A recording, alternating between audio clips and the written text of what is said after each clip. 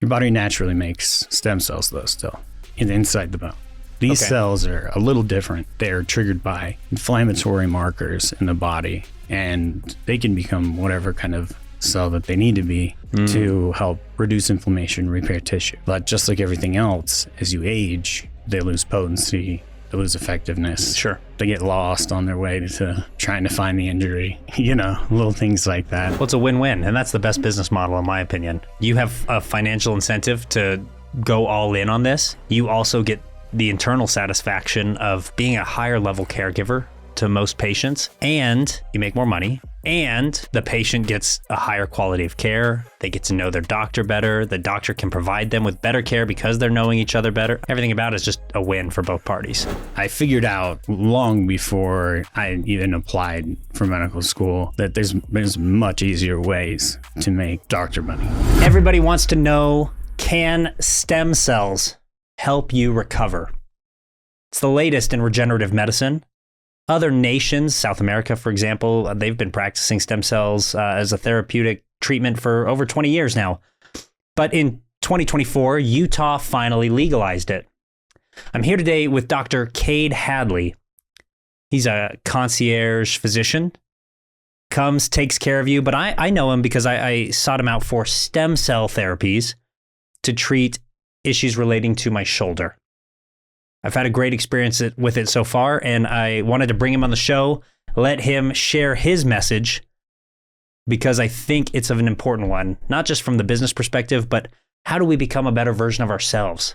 How do we take care of our bodies, right? You've only got one body, you might as well take care of it. You're in it for your whole life. I don't know, maybe they make some cyborg stuff. But Dr. Kade, why don't you introduce yourself real quick? Tell us a little bit about who you are and what you do. Yeah, maybe they'll work on some cyborg stuff one day. Who knows? Download my brain into an android body. Yeah, exactly. I usually just introduce myself as Kade, Dr. Kade, depends on, I guess, the setting. I try to avoid the last name. It feels too professional. But, Dr. Hadley. Please. I just always had a love for science and medicine in general. So that was just kind of the path I followed. I actually grew up here, pretty local, went to Timpview High School.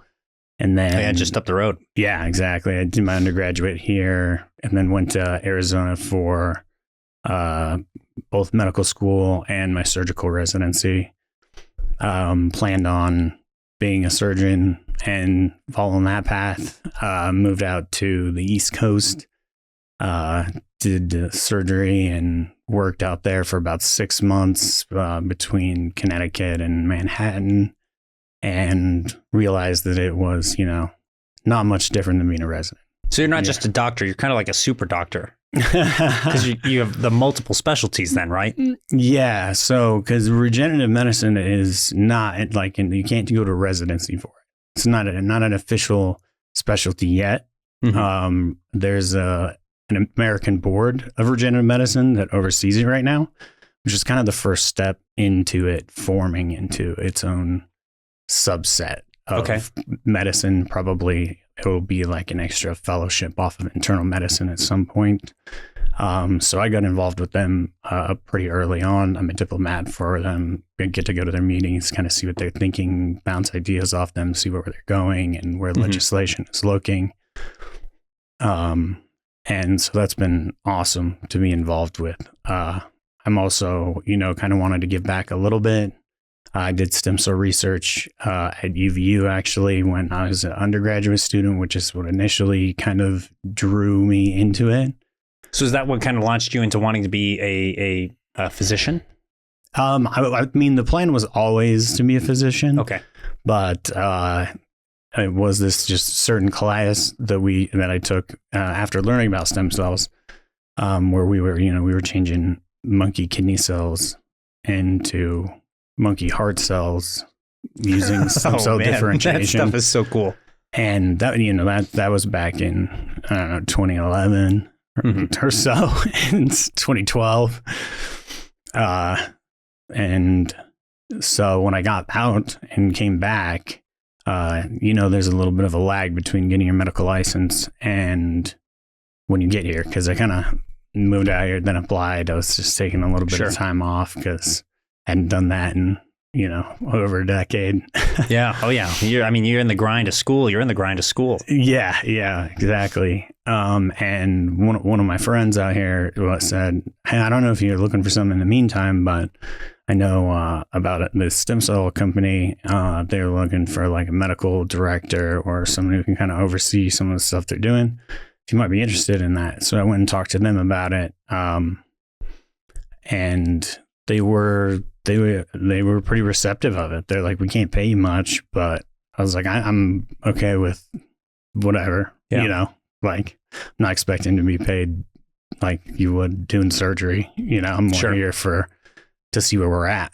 And to my surprise, really stem cells haven't moved anywhere since I went to med school, went to residency just 10 years ago. Well, you had essentially a 14-year period there from when you were doing that research into before it became legalized in the state as a therapeutic medicine. Yeah. Yeah. And so it's right where it left off. So pretty easy to catch up when you, when there's no progress. Already done that. Kind of the first thing I looked at was, what was everyone doing in the space? Mm-hmm. What is this efficacy? What are people worried about? Because these cells, maybe I'll start with what is a stem cell, Okay. If you have a tissue injury, the skin cells that come off, it's going to be replaced. They replicate. It's going to become another stem cell. Your body naturally makes stem cells, though, still inside the bone. These cells are a little different. They're triggered by inflammatory markers in the body, and they can become whatever kind of cell that they need to be to help reduce inflammation, repair tissue. But just like everything else, as you age, they lose potency, they lose effectiveness. Sure. They get lost on their way to trying to find the injury, little things like that. So nowadays, most of these are all coming from the cord. There are some full placental products. You said the cord, this is the umbilical cord, right? So yes. They're mesenchymal stem cells. They come from umbilical cords, placentas, correct? Yes. Okay. Yes, correct. And then they excrete these molecules called exosomes, very individualized, really they're peptides, basically. That's a pretty, hot thing right now.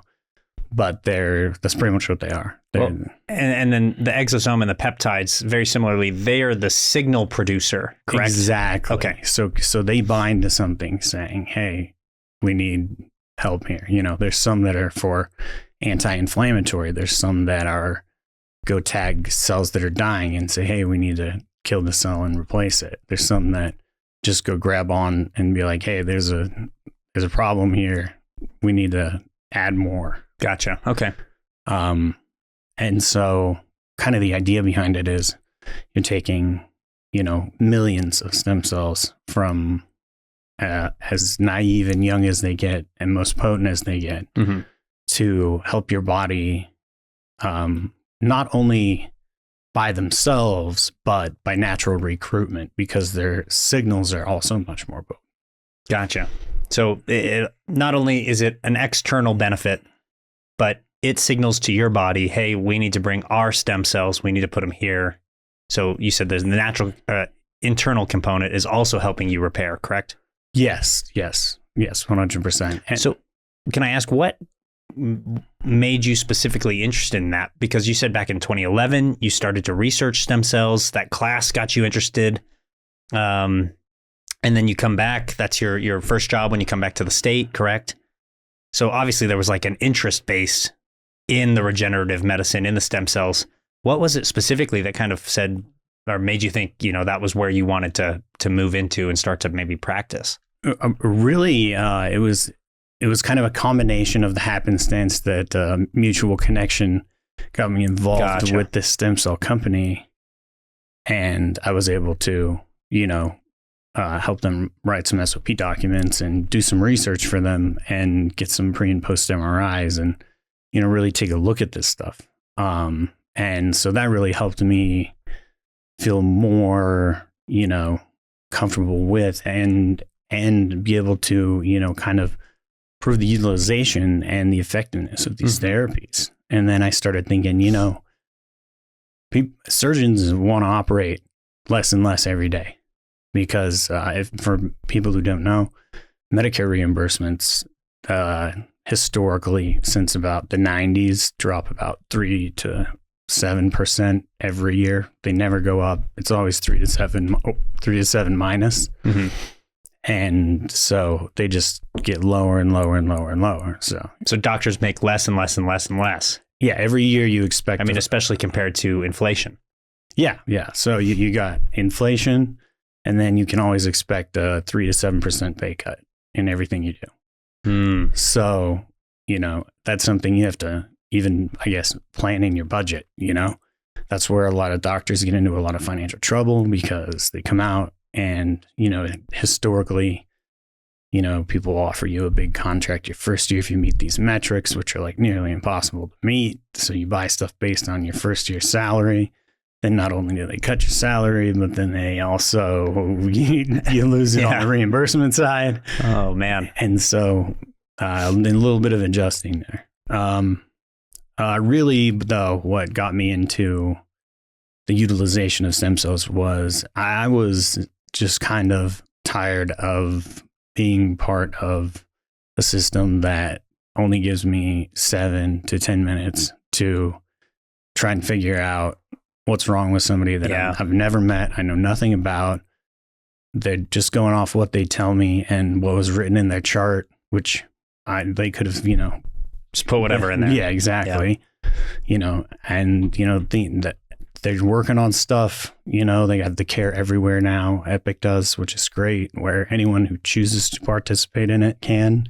So if they have been seen by another hospital or clinic that uses that EMR system, they can request the records so that you can know a little bit more. But with the time window you have, it's really tough. You end up with 10 minutes to meet somebody, tell them who you are, and figure out what's wrong with them, give them a diagnosis, and come up with a treatment plan.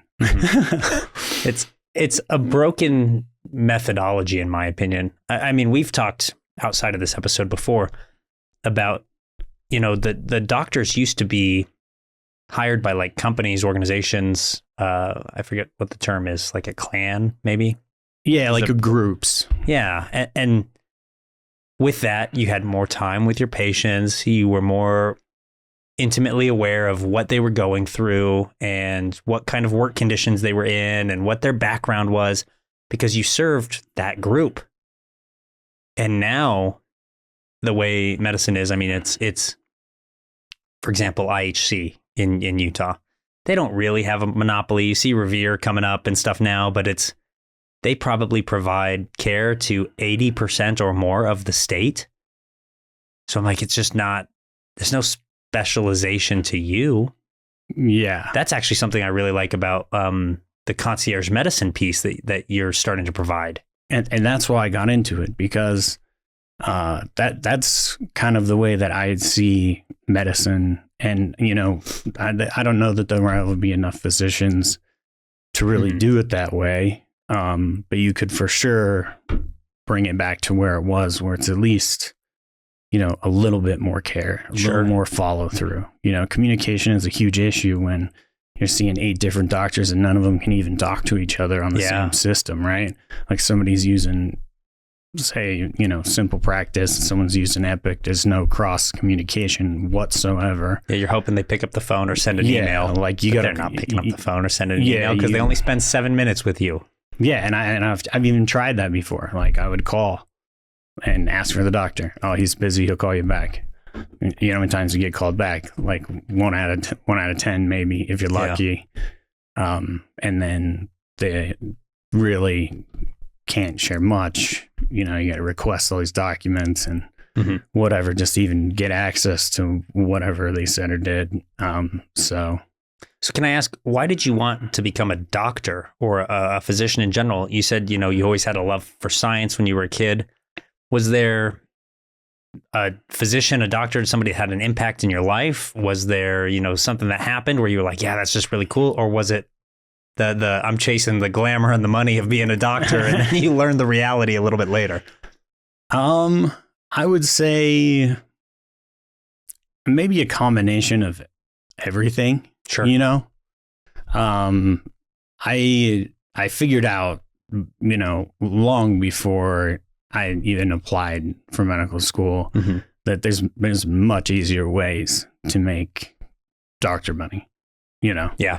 The stigma where, doctors are super wealthy, it started back when they had the groups and doctors would actually be super wealthy. Yeah, they're making 20x what doctors make nowadays. And without all that inflation, like a couple paychecks, you could buy a house. Now, a couple paychecks, you're trying to just rent a place, Yeah. So it's definitely changed a lot. Really, I've always been kind of like a caretaker was really the big thing. Gotcha. That's cool. Surgery always fascinated me. I always thought that would be incredibly interesting. And was always told, oh, well, everybody wants to be a surgeon until you go do surgery, then you don't want to anymore. But I loved it. It gets a little tough now, and this is another, kind of battle we go through is sure. It's harder. It gets harder and harder to be a doctor because you submit for, say, there's a certain kind of fracture and you need, in your opinion, an anatomical plate. We put little plates in, I'm sure people have seen the x-rays with the plates and the screws. We can't do it with the straight one because of where it's broken. We need one that actually molds to it. And then it gets denied. Yeah, the doctor's not actually the one making the decision. It's the insurance. Yeah, so your choices are, I can bill this patient $10,000 for an anatomical plate or use the straight one that they approve, right? So then you sit there and try and bend it till it's anatomical and smacking it with a hammer. Do your best. Yeah, literally. Wow. And so that's another thing that led me to concierge medicine because obviously that's not covered by insurance. Yeah. And doctors aren't trying to run bills up for people, try and pick the most cost effective way to solve a problem. But really the biggest reason to answer the question overall is I've always been a big fan of getting to know your patient. So I chose to only take a limited amount of clients. I like to get to know them, whole medical history, sure. Especially if it's like a family, do like a family group and get to know everything about them. And, kind of become someone that they're comfortable with, instead of. Oh, for sure. You're not a stranger. The awkward, go to the doctor's office and you just had a newborn and your 5-year-old's sick and they're screaming. And it smells terrible and they're calling people and some kid comes over and throws a Lego at you. This is a lived experience that families go through every day. Yeah. And, it's kind of nice sometimes, you just be able to text your doctor and have them come to your house even. Yeah, exactly. Somewhere where you're comfortable on your time a little bit, Yeah. For the most part. And that's why I kept it more limited. So because one of the things you see the most is especially with like any specialist. Oh yeah, we can fit you in 2 months. Oh, you're yeah. I mean, we talked about this when I was seeking care from you originally. One of the things I really liked, you came to my house at 6 p.m. or something, right? Just, hey, after dinner, we're going to go take care of it. Great. So did it at my kitchen table. Yeah. As opposed to, I've got to book out, I've got to come in, take time off work, go in and do it in the office hours. And I know I'm going to get there and I'm going to have to wait and I'm going to have to check in. And then after I check in, I'm going to sit in the waiting room for 15 minutes. And then they're going to take me back and some nurse is going to take my blood pressure. I'm going to wait for another 15 minutes. Then a doctor's going to come in, give me 5 minutes of his time. Yeah. It's just doing it the traditional way. And then book you for a stem cell appointment. Yeah. In 2 months. And in 2 months from now. Oh, so I told you about my ankle reconstruction, right? Yeah. It was playing flag football, catch a patch of uneven grass, blows my foot out to the side. Like leg, foot. Yeah. All of the soft tissue on the interior of my ankle destroyed. Go into the hospital. They take an x-ray. Well, there's no breaks. It's just a bad sprain. You're going to be okay. Send me home. Months go by. No progress. So I go back in for the follow-up. Yeah, that looks pretty bad. Let's schedule you for an MRI. Schedule the MRI 2 months out. So now I've got this injury for 4 months where I can like limp around, but I can't really walk or do anything that I would normally do. I get in for the MRI. The MRI says, oh yeah, you've got a full tear on your deltoid ligament. You've torn all of the supporting, tendons and ligaments. You need to have an ankle reconstruction. And now you've got a ton of scar tissue. And I've got a ton of scar tissue, so it's going to be harder to repair and more longer road to recovery. And then they schedule that out for another 2 months. Yeah. It's like, okay, I'm 6 months into this process before I actually get a surgery that I need. Yeah.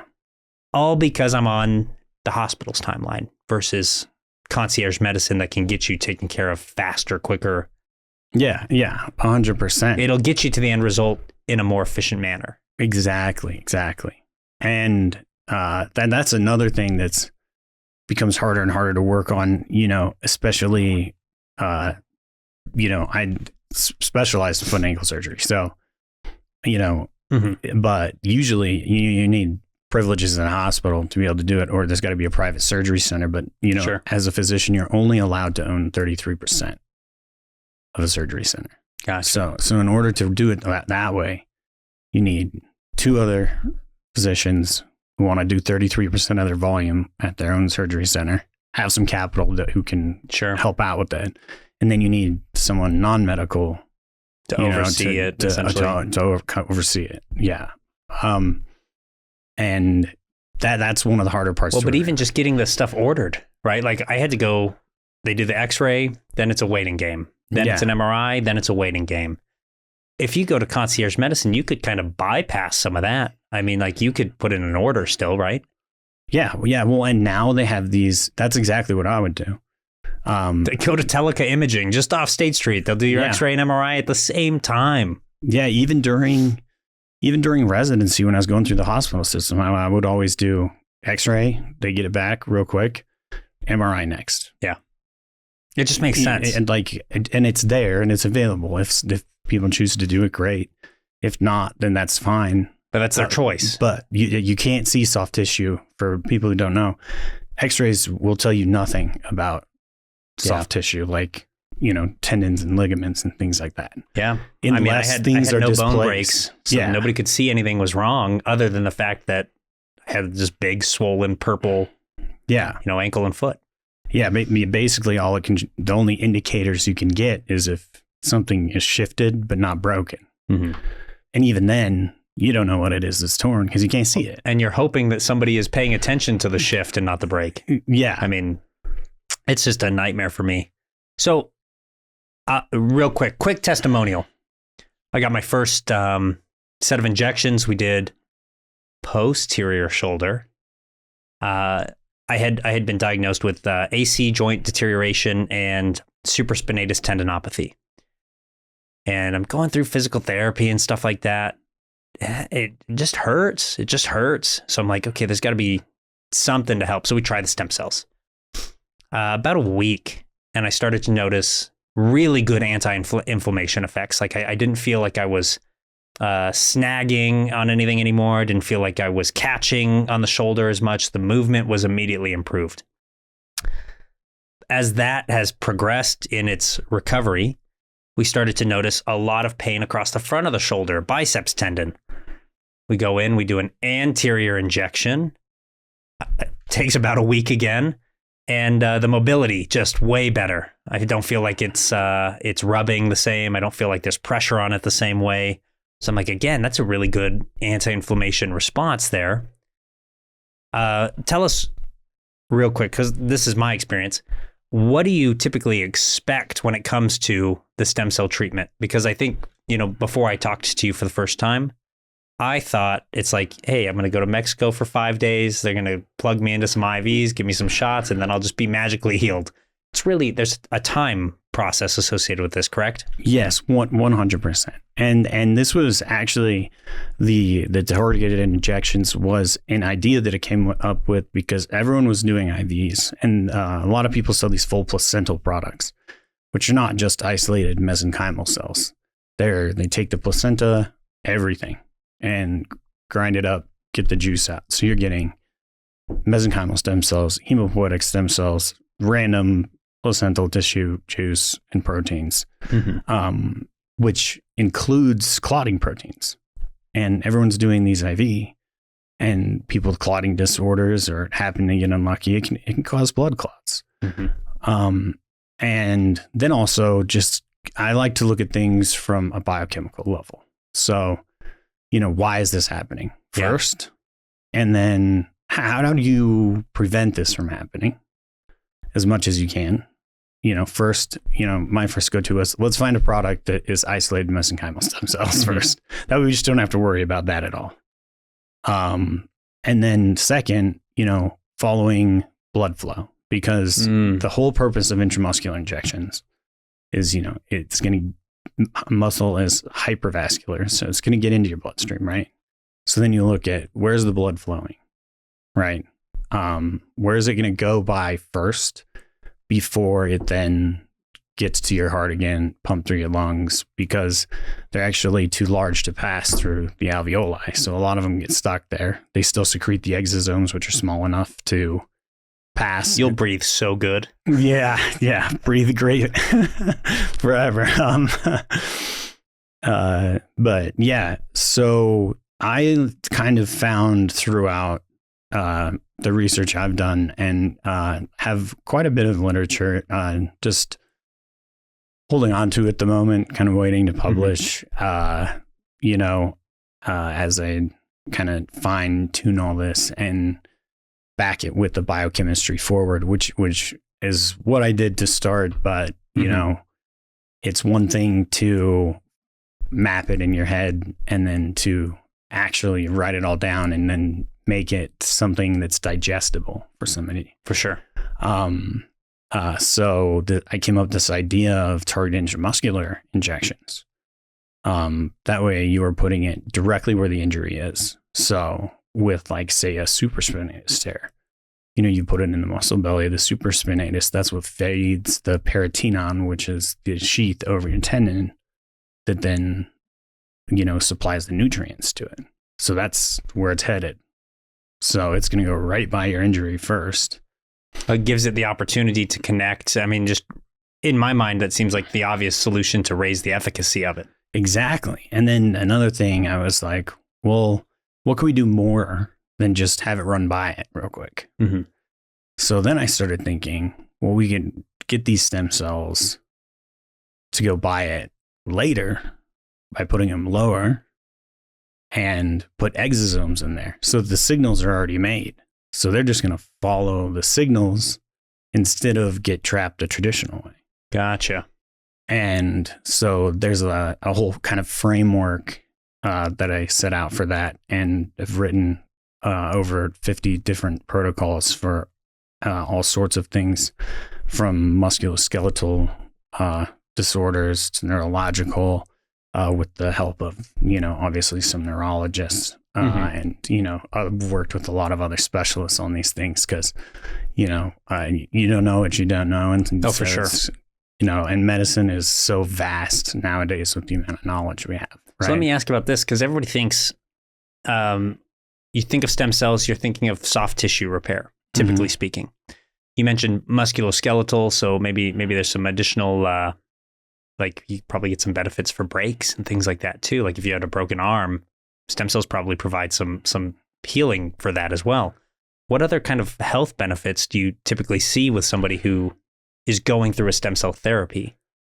So, it's almost incredible. And one of the reasons that it still fascinates me is I notice different things all the time that are reported over and over. Some consistent ones are, better sleep, more energy, which that alone, just getting better sleep, is going to help. I will say I get better sleep, I thought it was largely because if I don't have the discomfort, the inflammation in the shoulder, and I like roll over or lean on it, it's not causing me pain, so it's not waking me up.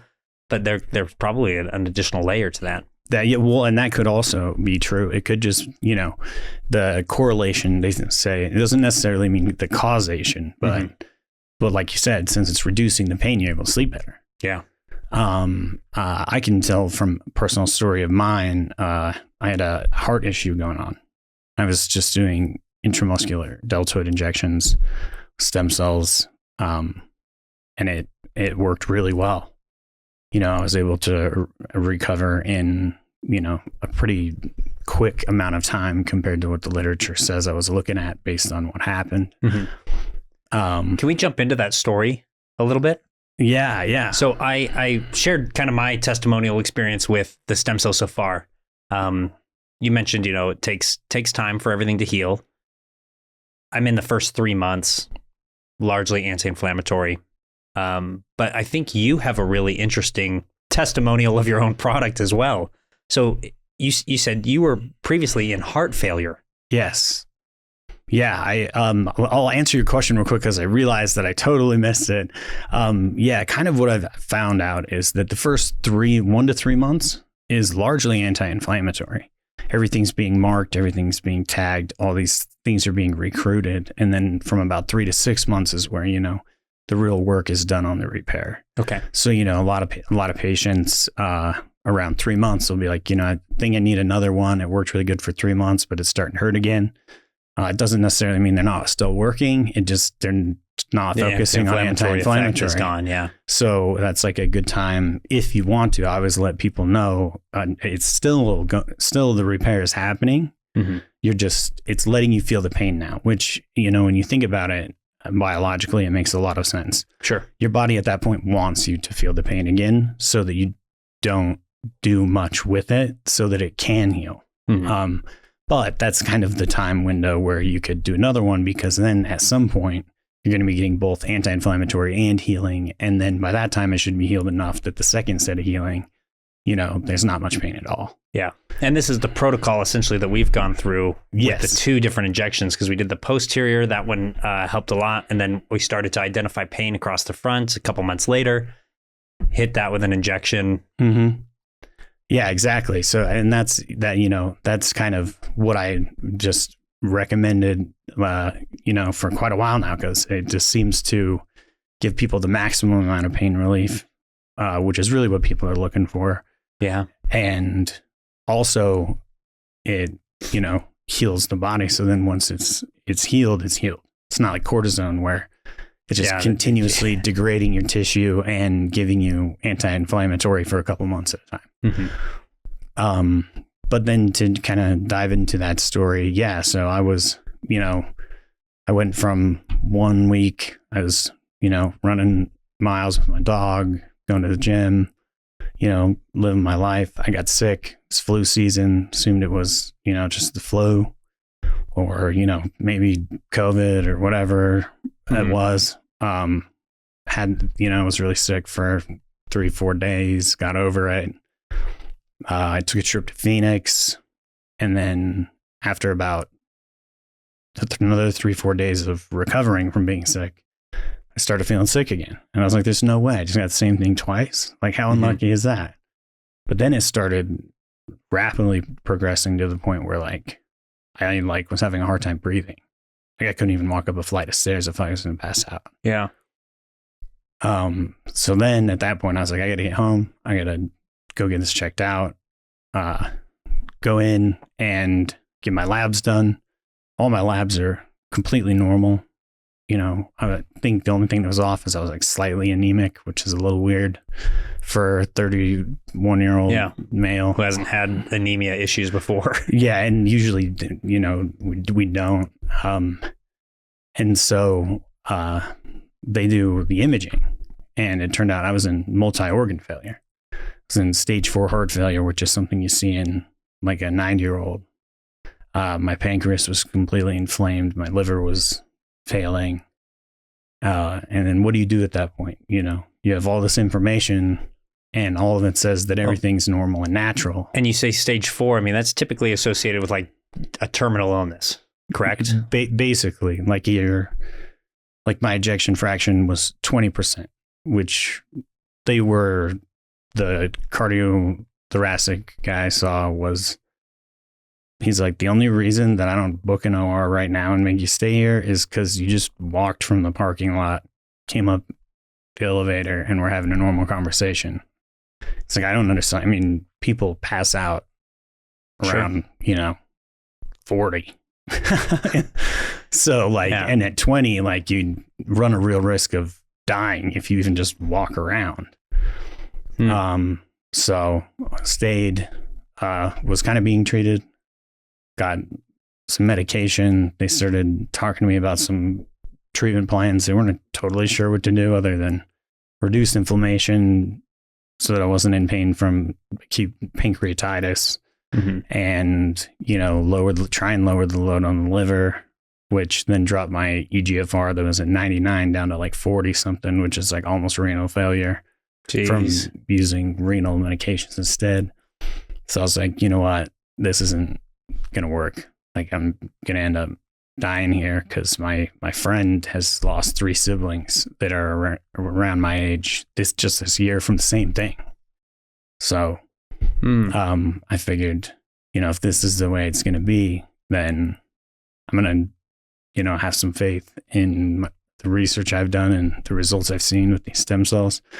I started treating myself with stem cells, and like probably about 2-3 days later, I started noticing a lot of the anti-inflammatory effects. The pancreatitis was receding, like I wasn't in pain, didn't need to take any pain medication.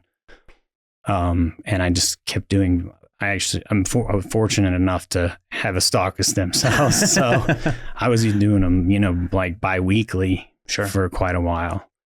And it was working, and now here we are, I think 2 months later, and I'm back. I can work out. I can't really run miles yet again, but I can take my dog out and walk him for a couple miles. Yeah. We're still working on it, but I feel better and better every day. But one of those weird side effects that I noticed was I've had astigmatism my whole life. I had to wear glasses at night when I drive. And one day I had forgotten my glasses, took a different car, and I was like, oh, this is going to be great. And I started driving. I was like, realized I can see. Like, this is what stoplights look like at night. It's not all just one big red line across everything. So that was a random byproduct of using stem cells, trying to fix my heart. So let me ask about the protocol there, because for me, tissue injury, we're injecting near the tissue.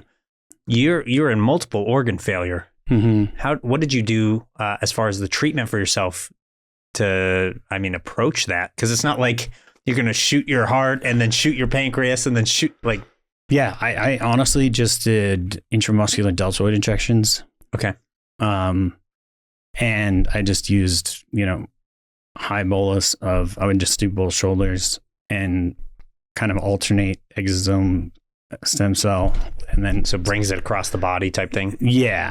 Just trying to figure out, I did glute injection, just trying to see what was going to work the best. Sure. I can't say that I even have a formal protocol for what that was, because it was basically my entire inside my body. Yeah, you just went all in on it. Yeah, I was like, I'm just gonna see what I can do, Did you do any intravenous, like IV type stuff? No, I didn't. Not at all. I'm not opposed to IV.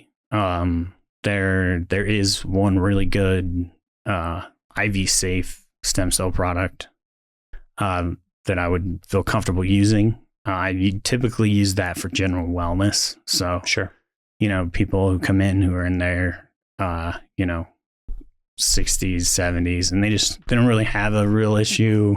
They just want to feel a little better, and so I'll do, Myers cocktail, which is, for those who don't know, is basically just, a good good bolus of all of the essential vitamins and a lot of the minerals people miss in their diet as they get older, especially here in America, where, you know, we have a lot of processed stuff and, you know, things get removed. And, we're not necessarily eating all of the most natural What up, McDonald's? things. Yeah, exactly.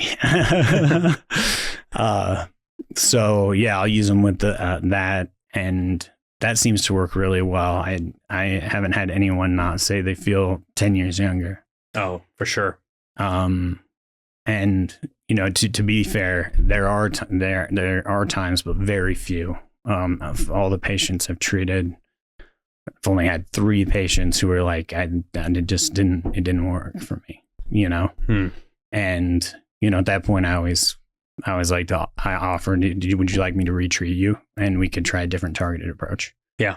Because I stand behind, you know, I want to make you feel better, whatever that is. And if that retreatment doesn't work, then I'm happy to find something that will, something that's either going to work or a specialist that I can refer you to. Yeah. And I'd be curious about, you know, if you're not seeing a benefit with the treatment, what was actually the problem? Like if they're coming in for just general wellness, oh yeah, I want to feel better.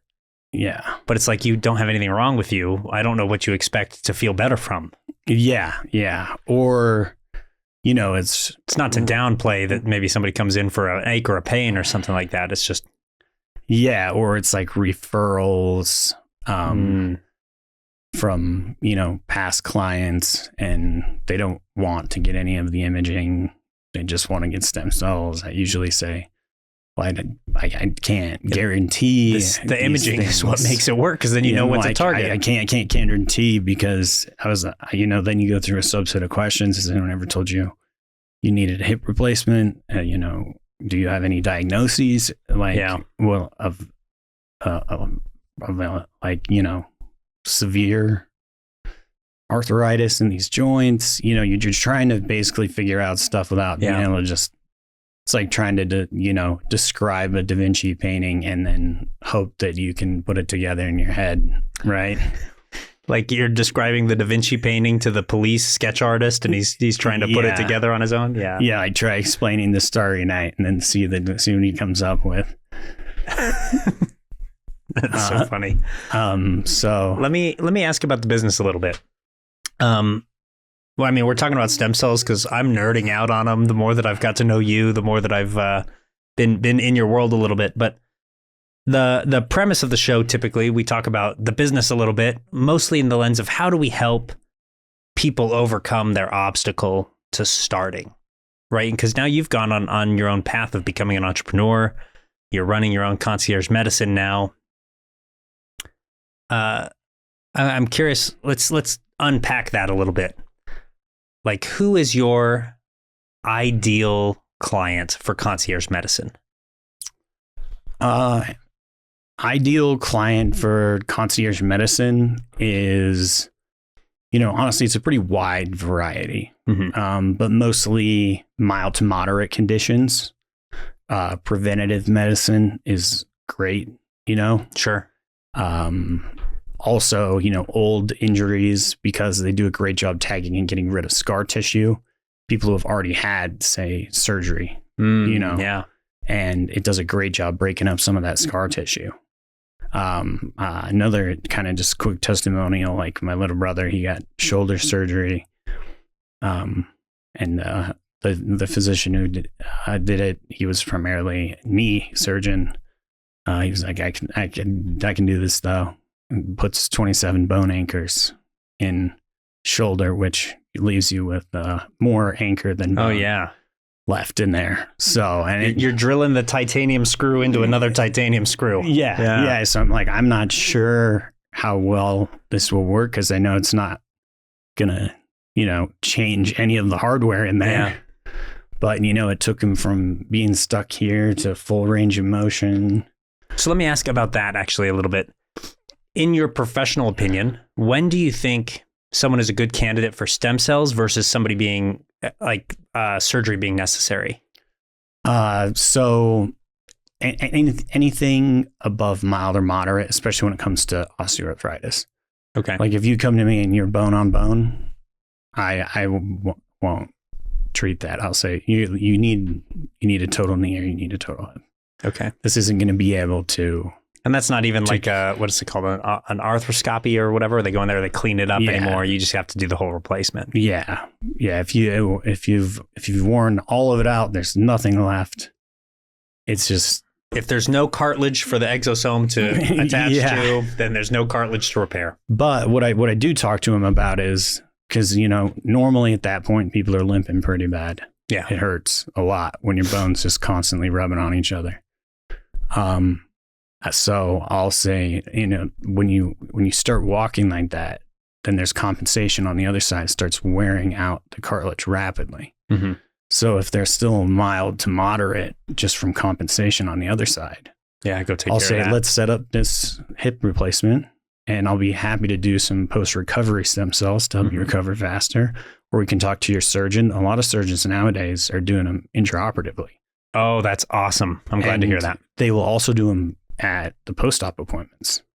And they've seen incredible results. They've seen incredible reduction in refills in pain medications, lots of positive effects. And so I'll offer, I can do it, or I can talk to your surgeon about it, see if he's comfortable doing it. I'm happy to help him source the stem cells.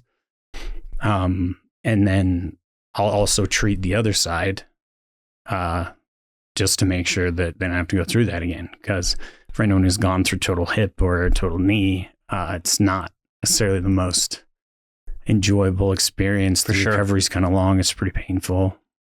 I mean, even I did ankle, and that's I think a faster recovery than a knee or a hip typically, but it was brutal. I felt like, like it's just painful to get up, to walk, to put pressure on it, but all that stuff is necessary for the full recovery. And then you're thinking about the time frame. You're on like a knee scooter for the first few months, then you're on crutches, then you're on, any lower extremity you always have more swelling because, and the blood goes down, pools. Gravity, right? You're standing up, it's all going Damn down. Gravity. And then they're just relying on the little pumps in your veins to get it back up there while gravity is still trying to pull it down. So, a lot of swelling is normal. That's why, I think the post-operative lower extremity injections are phenomenal. Mm-hmm. Like I don't see. And it probably increases the efficacy of your, body's, what is it? The lymphatic system that helps you pump it out, essentially,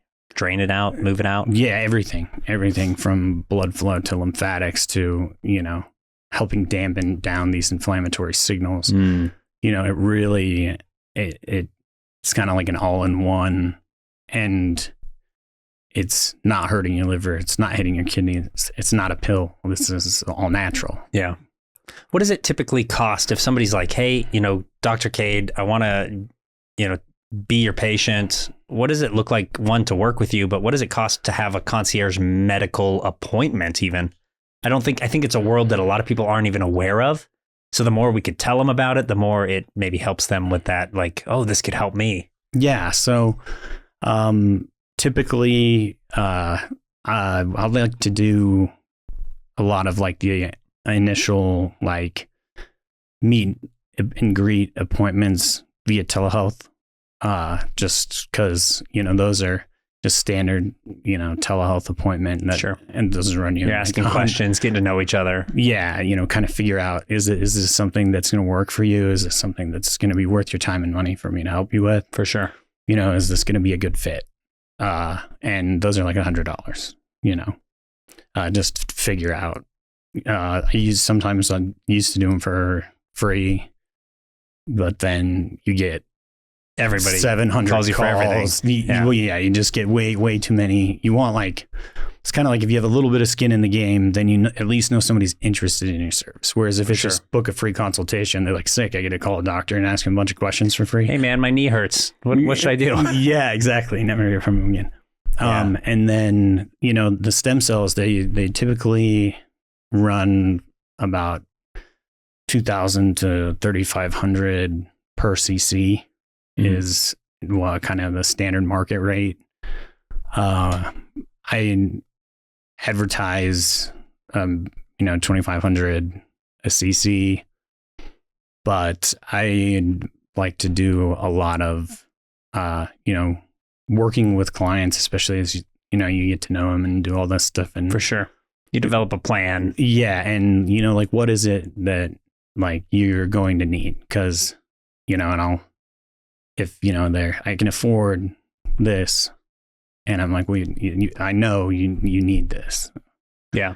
And well, you don't want to sell somebody something they don't need. A lot of the times I'll come up, with the buy one, get one free, or, try and make sure, because if I'm going to take someone on as a client, I want them to get better. Oh, yeah. And so I'm not going to. Well, I mean, the success, is where you get your testimonials and your reviews. And exactly. Like if I had a really horrible experience, we probably wouldn't be sitting here right now, Right, exactly. You'd be like, hey, this guy just showed up in my house and stabbed me with a needle a whole bunch, and now I just hurt all the time. Yeah.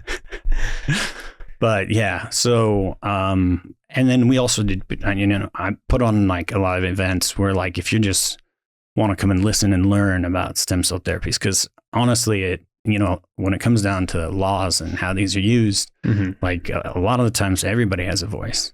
So if people are willing to come listen and learn about these stem cells, then, I'll do it. If you show up to this event, then, I'll give you a discount or something. Yeah. It's, $1,300 or $1,500 or whatever per CC. So when did you make the decision that you were going to really just go in on being an entrepreneur and running your own practice versus like working with IHC or, some other healthcare company that's local? Like, what was the defining factor for you? Just seeing, and we kind of talked about it a little bit, all of the reimbursement going down and the patient load being so high.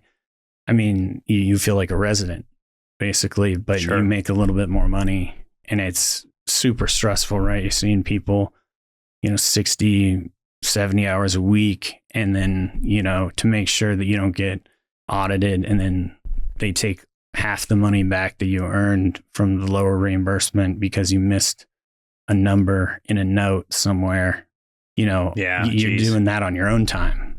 So you're seeing patients 67, 70 hours a week. Then you got to write a note that's like half a book length of everything that you did and what happened for every single one of those patients. For sure. So you're working probably 100 plus hours a week, and, it's tough, and you don't feel like you're giving people the care that they deserve. It's hard to like go into a situation where, you have option A, B, and C, and you're only allowed to do C. So it really is more of the caregiver mentality for you then. Yeah, very much so. It also, I would be lying if I said it didn't have anything to do with, realizing that you can make more money. Just because you have a medical degree doesn't mean you have to work for a hospital or a group and let somebody take 70% of your revenue. Well, it's a win-win, and that's the best business model, in my opinion. Yeah. Right? You have a financial incentive to, go all in on this. You also get the internal satisfaction of being a higher level caregiver to most patients, and you make more money, and the patient gets a higher quality of care. They get to know their doctor better. The doctor can provide them with better care because they're knowing each other better. I mean, like, everything about it is just a win for both parties. Yeah. In my opinion, anyways. I agree. And I also, I correlate some of the success in that area to, I don't think sometimes people even realize how much they're paying for health insurance. Like, if you look at your pay stub. Oh, yeah. Like, it could, few hundred to a few $1,000s. And that's if you're going through your company and you're getting a better rate with your company because they have, hundreds of people on it or something like that. Yeah. You're like, it's really not that, it's not that much, if any more expensive to hire a concierge doctor. Yeah. And well, I mean, I looked at, I'm a small business owner, right? Mm-hmm. I looked at doing, essentially health benefits for my company, right? It's like $1,000 per month per person. I'm like, what? And then you look at, do you want to add families on there? Woof. I mean, then it's another 300. Yeah. For every kid. Well, I was going to say mine at the time, I was looking, I probably had one kid with another one on the way. Yeah. And it was like, for me, my wife and our son, $1,500 a month. Yeah. I'm like, we have no pre-existing conditions. We have no issues. I'm like, yeah, don't drink, don't smoke. Yeah. No risk factors. And, you know, you're spending, you think as that compounds over the years. Yeah. You're looking at, you know, right out the gate, 17 grand a year. Yeah. For your family's health insurance. Just in case. And I'm like, am I getting 17 grand worth of treatments for my annual checkups? Yeah. Like, you're like, definitely not. I'm gonna go, right. But I'm like, that also incentivizes me to try and go to the doctor more. It's like, oh, I've got a flu. I'm just going to go in. Yeah. I have had this cough for 2 weeks. I'm just going to go in.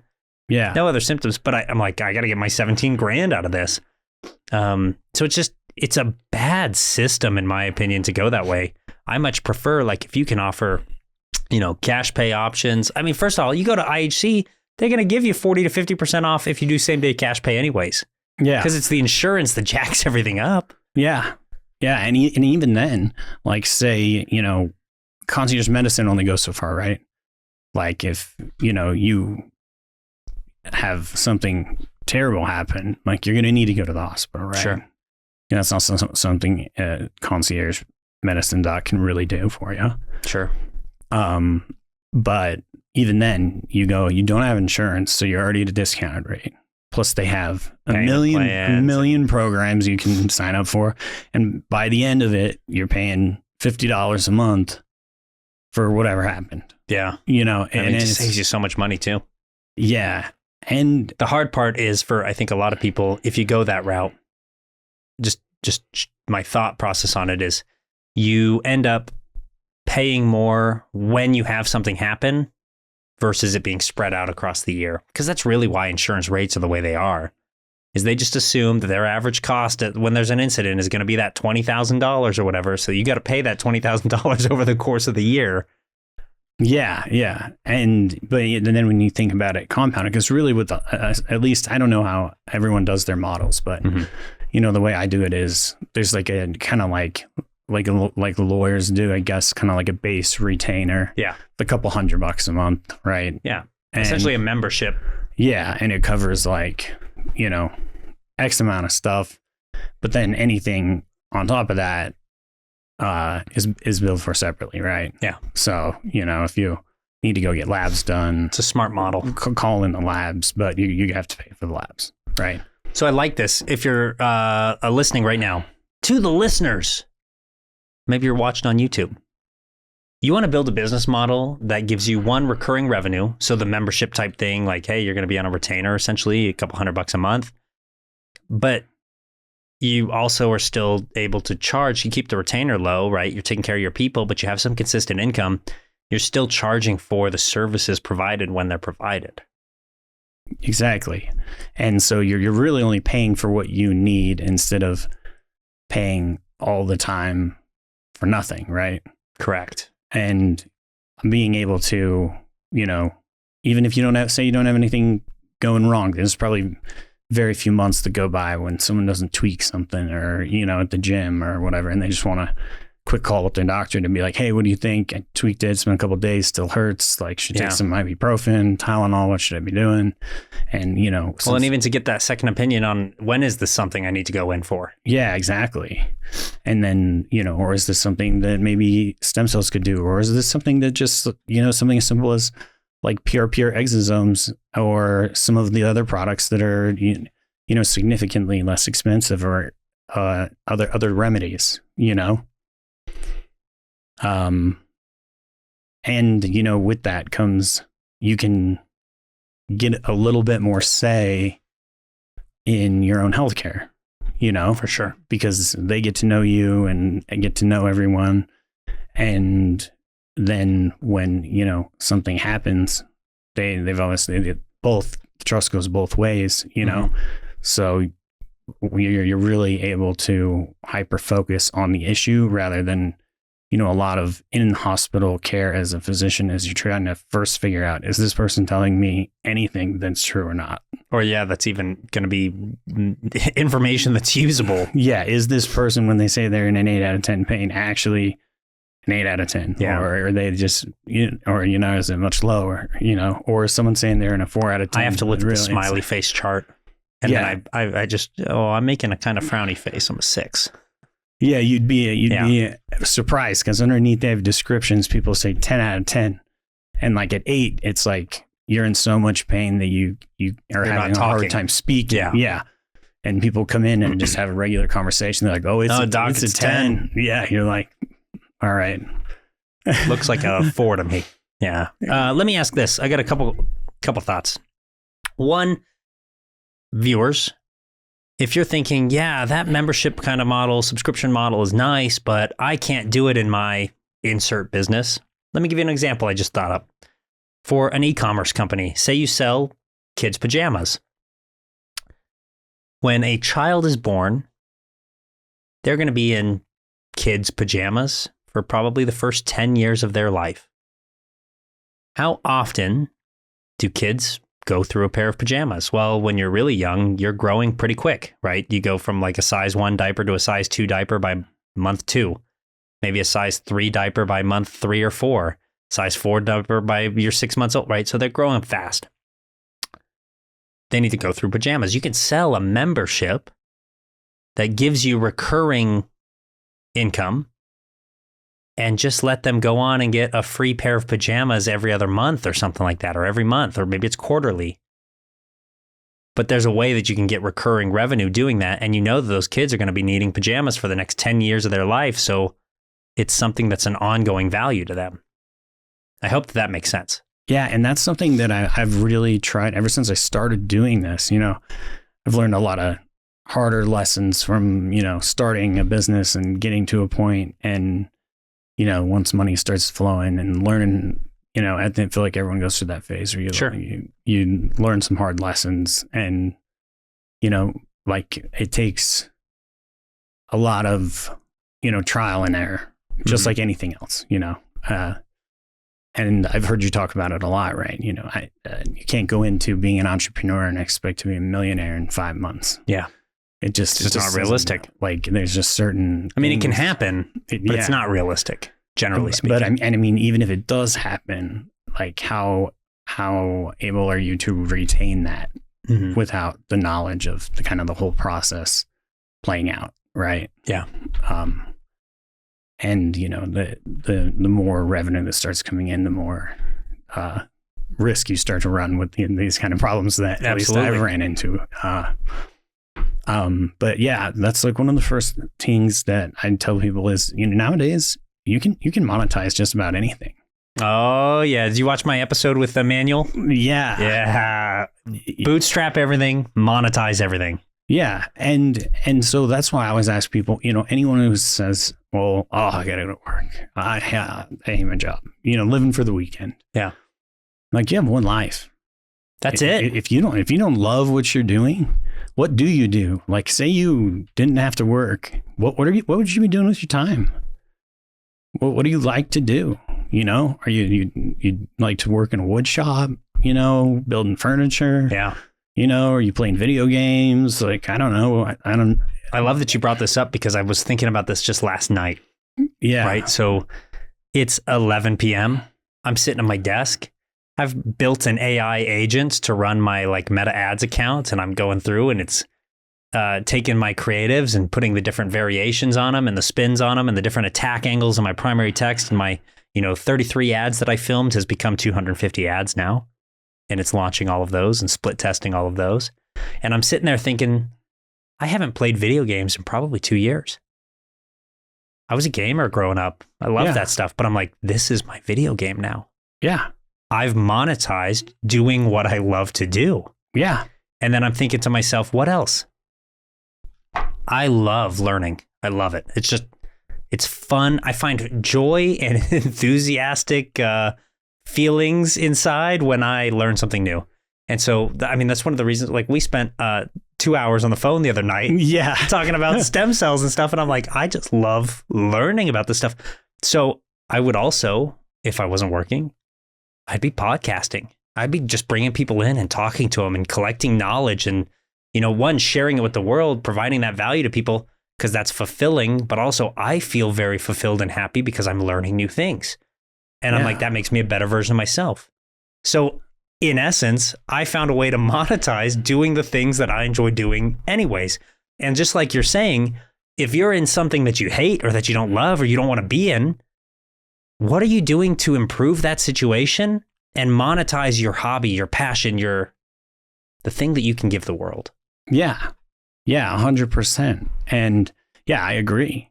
That's like monetization. It can sometimes be harder to figure out depending on what it is that you love, but you can monetize anything. And that's one thing I've noticed about a lot of entrepreneurs who, that I see and look up to and end up seeing succeed is, a love for learning is like one of the first things you notice. Willing to learn from anybody, Yeah. And that doesn't mean good in school. Yeah. It means you're willing to learn from anybody. Yeah. Yeah. You don't need to only listen to people with 100 letters after their name. Yeah. Everybody can teach you something. And then it's for you to decide whether that's valuable information or not. Well, and even if it's that you're just learning what not to do. Yeah. Or what not to be like. Yeah, exactly. Yeah. And that was kind of led me into one of like the other companies that I run. It's called Cellunova. One of the things that I was like, man, these stem cells are amazing, but they're so expensive. Mm-hmm. Like even for a physician to buy a CC, it's costing them like $900, right? Yeah. So if once you add in a markup, they get their money for the treatment plus the time. I mean, yeah. You got to pay your staff, you got to pay their benefits, all the stuff. Like if you can't do a $1,200 deal for somebody. Yeah. It just doesn't work. Like you have to charge $2,500 to $3,000 at that point. When your just product alone is $900. Yeah. And so I was like, well, how do you lower that? Like, what's the true cost coming from distributors? And, you learn that number and you're like, oh, wow, I could own a distribution company. Yeah. And not only be making money selling them for less to doctors to increase availability, but I have access to the distribution costs now, so I can lower it like lower than anybody else and make sure that everyone's getting taken care of. Yeah, that's awesome. I love the idea, and this is a big one for me, is how do I take care of my people, right? Because if I, for example, I've got my executive assistant, I've got my studio manager here, we've got an intern, we've got a couple other employees, and I'm like, man, if I can just make sure that they're taken care of, they're incentivized to stay on longer, to do good work, to take care of me. And then everyone grows, everything works out. I mean, I've found that as long as I'm taking care of my people are taking care of me in a manner that facilitates the growth of the business and the organization. Yeah, 100%. Yeah, I think creating, it's become so much more, I feel like fear-based than, it's the word slipping my mind, but, collaborative is what I'm looking for in the workforce, right? Generally speaking, yeah. It's metrics, it's numbers. If you don't meet these, you're done. You get X amount of strikes, whatever. There's no come together. That was the whole reason I got into entrepreneurship. Yeah. You're like, this is crazy. Like, why not? Let's all come together. I'm sure everyone has great ideas. Everyone's been doing their job for years. I'm sure they have 100 ways they could improve and make this more efficient. Like, let's drop the numbers for a second. Let's see and hear someone out. And let's try it. What's the harm in implementing something that makes sense to everyone? Obviously, you can, if it doesn't make any sense, it doesn't make any sense. But, what's the harm in giving someone a shot with their idea? And if it increases the efficacy, and you give everyone a turn at that, and next thing you know, your business is running way better. Everybody feels heard. They feel wanted. They feel needed. And, if you can take a bunch of that efficiency that's creating all this extra revenue and, give them raise salaries or, give bonuses or, like keeping people incentivized and keeping everyone taken care of is, builds a way better teams than than being fear-based, right? Yeah, absolutely. I mean, I think about it like this. If I come in, for example, we're doing our Mission Ready Mastermind next month, July 23rd and 24th. We're bringing in 100 people into the room. We've got awesome guest speakers, 2-day event. The whole point is, how do we help people immediately take something that can scale their business? And if I get on stage and I crush it and we make a bunch of money from this event, the first thing I do is I got to write bonuses for my people, because they're what makes it possible. And I want them to do it again at a larger scale next time. There's this concept in economics that you get more of what you incentivize. So just incentivize good work, incentivize growth, incentivize putting aside, selfish interests and working together as a team. You do those things and you'll keep winning. Yeah. Yeah. And that's something that I've been looking into a lot more recently, instead of, what degrees or whatever anybody has. Yeah. I want to know somebody as a person, Absolutely. Like I'd much rather work with somebody who knows absolutely nothing about stem cells or distributing or anything, who's just eager to have an opportunity to learn something new, and they just want to work really hard and get really good at it, and learn as well as make a decent income. I'm a big believer in like, for example, as you build your team, right? I always hire for culture and trust, because I can teach people how to do a job. Yeah. I can coach them on how to get better at their tasks. It's really hard to coach somebody to be trustworthy.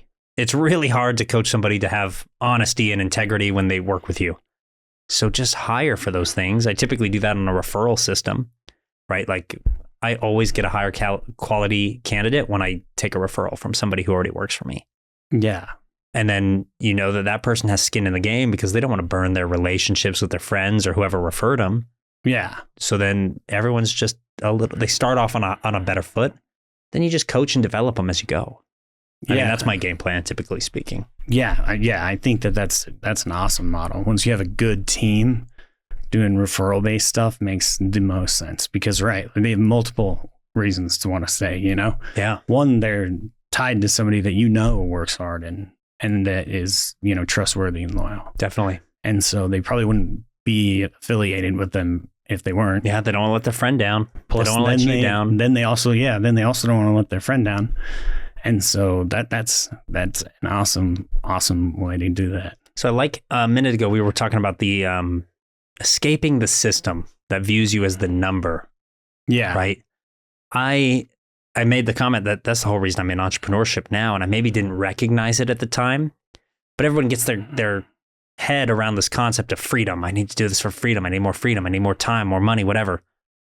For me, it was about creating opportunity. That was my freedom. I had joined the Army right out of high school. And from 2013 through 2015, I've made this claim a million times. I'm going to keep making this claim. From 2013 through 2015, I was the best forward observer in the United States Army. And it didn't matter that I was the best at what I did. I was still just a number. I was still just an employee. I was expendable. And it was so frustrating. It was a wake-up call for me. In 2015, the Army had introduced something called the STEP program. Stands for Select, Train, Educate, Promote.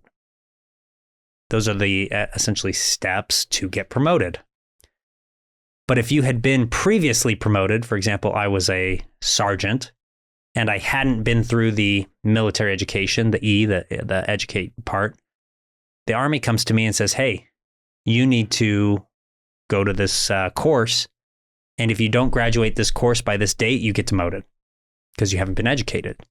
You failed the STEP program. Even though I had already been promoted, I should have been grandfathered in, would be the logical argument. The organization didn't care. You're like, wait, but I'm the best at what I do already. I am the best at what I do. What am I going to go learn at this course? And it's not just me saying I'm the best. I was regarded as the best. Yeah, from everyone who knew me. So I'm like, okay, I'm going to go to this course. The course is a leadership course. But I was frustrated because I was in a position to go to a different school. I was going to go to air assaults, which is like rappelling out of helicopters, stuff like that. And I had been trying to go to that school for 5 years. So I had to give up that school to go to this other one that the Army said I had to go to. So I was already a little bit frustrated by that. Then the Army put me in a position where I had to do a lot of physical tests, examinations to go to the school in a monsoon. And I got sick as a result, and that turned into pneumonia. And then I'm suffering through this school with pneumonia. I'm hacking up a lung, coughing up phlegm and mucus all the time, like just bad, nasty stuff. But if I go to sick call, which is essentially like go see the doctor, if I go see the doctor, I miss the class. And if you miss 1 hour of instruction, you get dropped from the class. And if I get dropped from the class, I get demoted. So then I'm in this situation where it's sacrifice my health to keep my job. So I make it through, the first 6 days of the course. Sunday was the only day off. I take my Sunday, I go to the emergency room at the Yongsan military base. They got a hospital there. And there's a major that's seeing me, checking me out, a physician. And he's like, you need to be admitted to the hospital. You're like, no, sir. I'm like, no, sir. He's like, yeah, no, you have pneumonia. It's really bad. Like, you need to be treated. You need to be supervised. This progressed way too long. You should have come in here last week. I'm like, well, I'm in this basic leaders course. If I don't graduate from it, I will get demoted. He's like, you're not going to get demoted, man. He's an Air Force guy, so he probably didn't even know about the STEP program. I'm like, no, sir, I will get demoted. I'm in the Army. If I don't make this, the STEP program, this was the date I had to graduate by. If I don't make it, I will be demoted. So I'm like, please just give me the antibiotics, whatever treatment you're going to do to me, just give it to me and I will do it. But I've got to go back to class tomorrow. And if I don't graduate, I'm going to get demoted, and that's not acceptable to me. So he eventually just agrees, gives me like the Z pack and whatever else, sends me on my way. So then I'm taking the treatment for the next week of the class.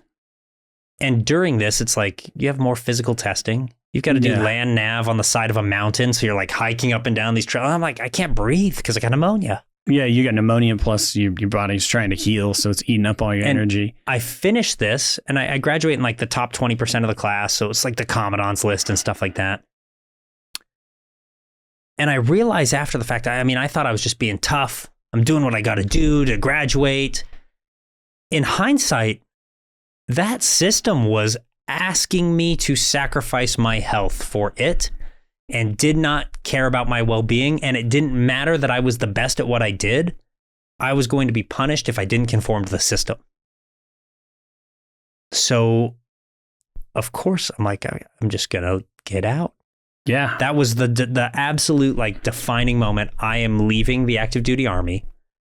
I am going to go home to Utah. I'm going to start figuring out business. I'll go to UVU. I'm going to learn how to start a business. I'm going to start my business. I'm going to create a new life for myself that affords me some freedom, some opportunity, and allows me to not be a forgotten number in a system. Yeah. And that's like one of the most empowering things that I think an individual can do. That was, and not that it's anything compared to, putting your life on the line for your country. But, surgical residencies are notorious for being not super fun and easy. Brutal. And they got shows about it. Yeah, there's a lot of shows about it. But yeah, you're there and you're basically just treated like garbage, and you're stuck there for days. The lowest of the low, paying your dues. Yeah, exactly. You hunt there 100+ hours a week. Yeah. They sleep on the cot in the break room type thing. Yeah, exactly. There's like a couch and like on each end, like the ends are worn out from people are like putting their head on it. And even then, how long you get to lay there for? Yeah. Depends. But that was it. Stop and think about that too for a second. You perform worse when you're tired. This is very scientifically supported at this point. If you don't believe me, if you think you can operate on 4 hours of sleep consistently, go read the book Why We Sleep, written by Dr. Matthew Walker. If you operate consistently on like 5 hours of sleep, you are always operating at the same level as somebody who's inebriated at the legal, 0.08 limit, right? Yeah. If you get, 7 to 8 hours of sleep, you'd be okay. 8+, you're going to be in good shape. But if you're in a situation like that, you're working consistently 100+ hour weeks, you're always exhausted. Yeah. And if you're exhausted, the quality of care goes down. So this is a flaw in our current system, in my opinion. It is. And there's been studies on it. Yeah. It's upwards of, don't quote me on this, but I believe it's close to like 90% of errors made by residents are made after working more than 8 hours 16 hours like at a time. Yeah. Well, and I would just imagine, that's probably the case for most surgical errors. Yeah. You're overworked. You're not getting enough sleep. Yeah. It just makes sense. Yeah. And it's not like, and that was what surprised me the most when I got out. I wasn't getting very much extra sleep. Because, the place I was at, they didn't have residents. Mm-hmm. So you couldn't just put a resident on call and answer the phone every once in a while and make sure they're doing stuff right, have them do it. Like someone calls you got to go in. Mm-hmm. And so you're doing the same thing. You're over there at 1 o'clock in the morning doing surgery, and that's why the job listings are endless. You probably get like 50 a week to go do this, and it's creating like a pretty large problem. People are having to wait months to see a vascular surgeon for something that needs to be taken care of within a week, or there's going to be real long-term issues. Yeah. But to keep it more business focused, I definitely, and that's why I would, like I said before, I tell everyone, like, just find what you love to do and think about how much money do you pay to do it? Or how much money do you pay for whatever it is you like to build? Might as well be you. Yeah. Like, why not you? I think the risk tolerance is what holds people back. Yeah. Because your whole life you're told, go to school, get a job, work a job, and enjoy your weekend. So one of the most common objections I get, because I do leadership, team development, and business development coaching, right? One of the most common objections I get when I'm on a sales call with somebody or when they approach me and they apply for some coaching or consulting is, well, I can't afford to go all in on this because I've got my wife. I've got a family that I got to provide for. I can't risk, I've got a mortgage. I'm like, well, you don't have to give up your job right now, but at some point you can build this to where it will replace your income. And that's when you make the transition, in my opinion. Yeah, it's giving up that hour of scrolling on your phone every night. It's giving up, just chilling on the weekends. Of course, make sure you can spend time with your family and participate in all of that, but I guarantee there's down hours. Oh yeah. There's always a little bit of time wasted. This is maybe the superpower of my ADHD is I time block everything. Yeah. Yeah, I have to do the same thing.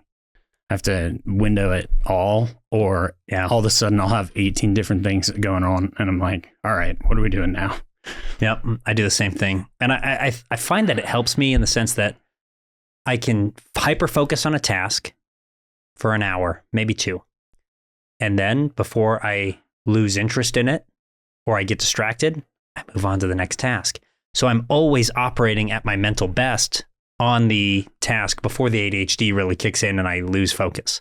Yeah. And as long as you keep in mind like how important your sleep is, and if you are married or have kids or a significant other, you're making time for them. Mm-hmm. Just knowing that it is going to be difficult. Yeah. Like there's no ifs, ands, or buts about it. But all the best things come. I mean, like nothing of value is generated without a little bit of difficulty or hardship. Yeah. Like how long are you going to enjoy your first Ferrari if it was just handed to you at 16 versus if you worked, one day I want one. And you could finally, 35, 40 years old, get to go in, buy one. Like you're going to love that car forever. Oh yeah. You're going to remember that experience forever. I'm living it. So Yeah. when I was growing up, we were a very poor family. I had a Porsche poster on my wall, like a 911. And one day, like my dad brought home one of his business partners, Porsches, like we get to borrow it for the weekend or something while a car was in the shop. And I'm like, oh, this is the coolest thing in the world. So I chased that my whole life. And I think at like 28 years old, I got my first Porsche. I was, oh yeah, I got my car, my dream car, and I'm doing that stuff. But I set a goal then. I'm like, okay, I'm going to grow the business till I can get a Lambo. Like that was it was a goal thing for me. Yeah. But then I worked my butt off for the next, 3-4 years. And then I can finally get that Lamborghini. I can finally go in and order one and spec it and build it the way I want to build it. And I'm going to have the coolest thing. Normally, go back to the idea, bootstrap everything, monetize everything. I'm trying to monetize my cars. And I realized with the Lamborghini, it was an emotional thing for me because I chased it in my whole life. It was a symbol to me that I had finally accomplished something that I had set out to do for so long. And so now it's like, I don't care that I'm not monetizing that car.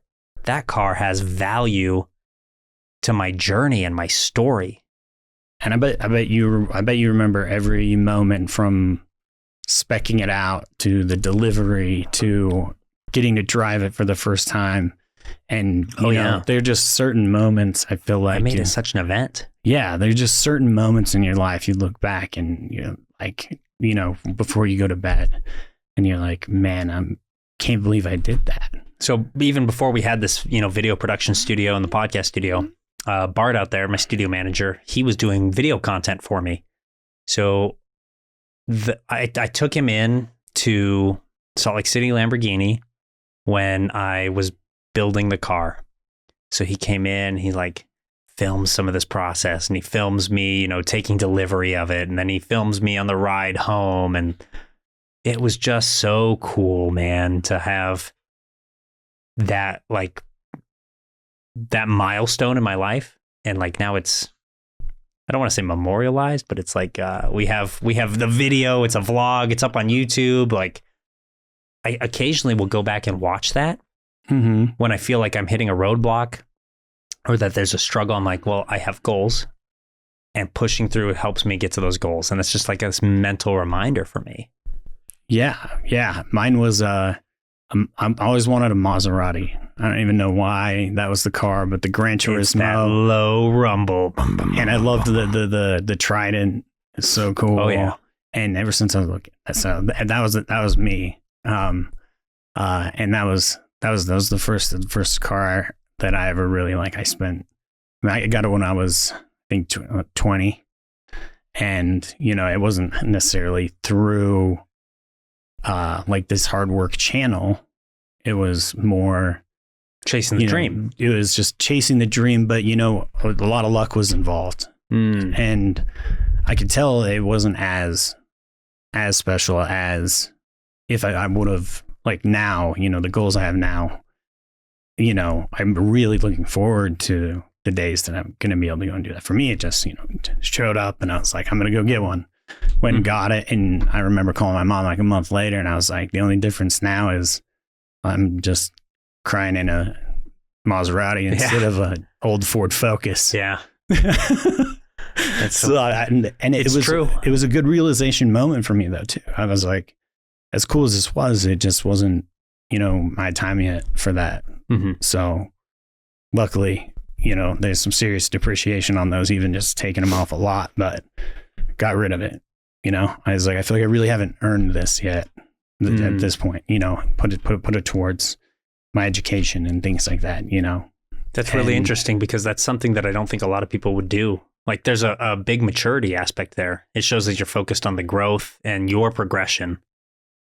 Yeah. And it's you're driving around, people ask you what you do because back in the day, this was before Daniel Mack or any of those guys popularized that. Yeah. And before Maserati was bought by Chrysler, and now there's 1 million of them in the US. There wasn't a ton around. They only sold them at the Ferrari dealership, And so people ask me, what do you do? And I'm like, oh, I'm a college student. Like, oh, so it's your dad's?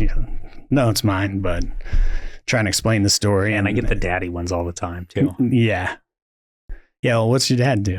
Yeah. I'm like, I don't get money from my dad. I'm like, I give them money. Yeah. Yeah. Yeah. It's actually, that was something really rewarding for me. A couple of years ago, my dad had an F-150 and it like threw a rod. So totaled. And they weren't in a financial position. I think my dad had just lost his job. So like can't go out and buy a car. So it was a really cool thing. He had a dream of having a Jeep because his dad had a Jeep when he was a kid. And so I went out and I just bought my dad a Jeep.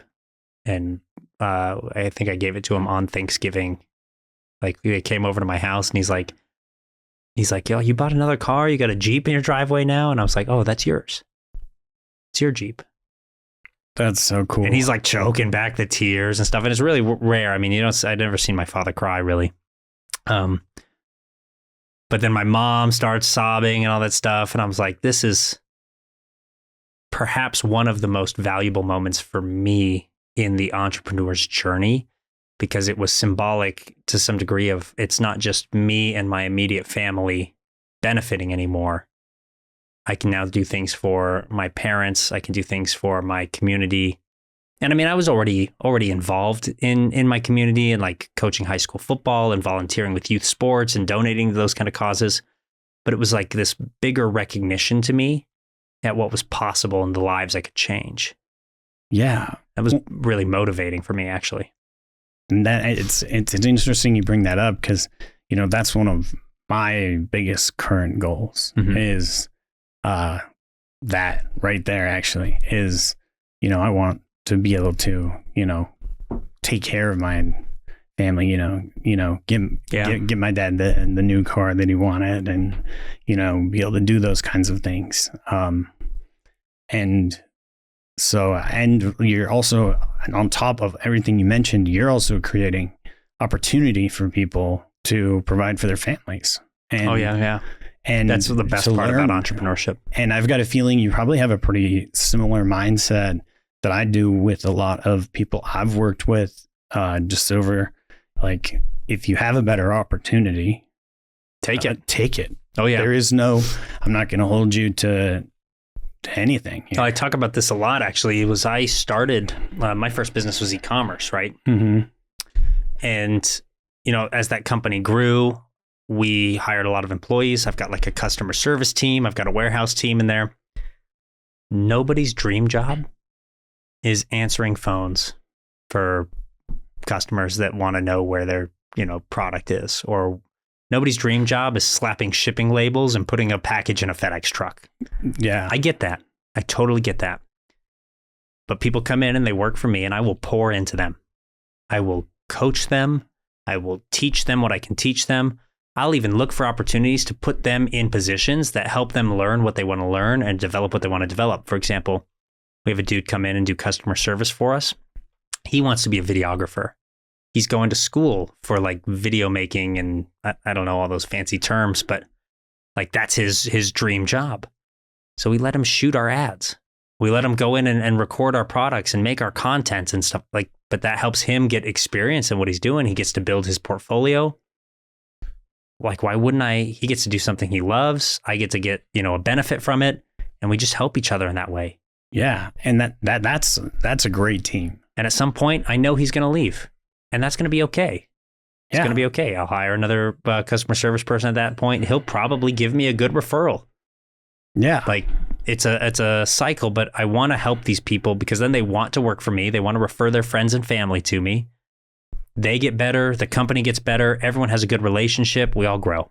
Yeah. That's the way I kind of look at it is, I mean, a lot of people come for a reason, right? Yeah. They're tied to the industry one way or another. Mm-hmm. Probably they want to learn more about business and marketing and all of that stuff where, they're scientists in my case, or, maybe nurses or physicians or someone who's just eager to learn about,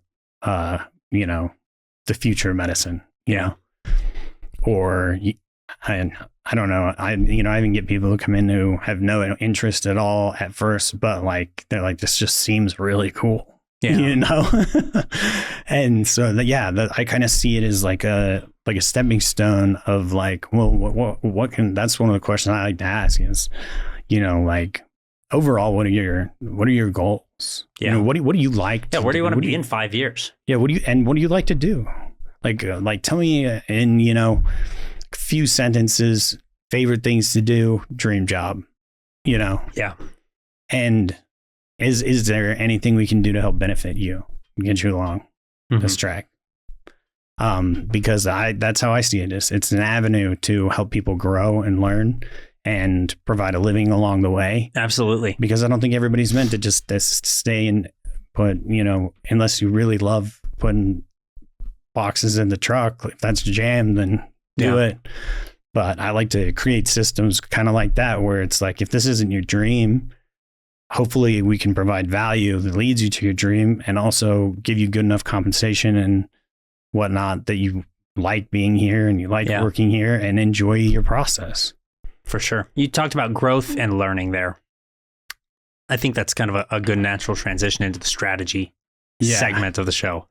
So how is Dr. Kade's concierge medicine growing and learning how to keep doing it better? Oh, man, it's almost all been referral based. Mm-hmm. It means you provide a great experience. Yeah. That's good proof of concept. And like I said, I do try not to take too many clients because of the distribution company that ends up taking a lot more of my time than I'd like it to right now. Eventually, I'd like to offload and then, you know, add more patients to this concierge style. Sure. But for now, you know, I've kind of had to keep it pretty limited, and we'll still keep it as limited as I need to be. But I mean, you know, as long as I am enjoying that the most, that's what I want to put my time into, regardless of the return. I can always find side avenues to generate more revenue if I need to. But I just remember having like a distinct moment moving back across the country for the second time in 1 year.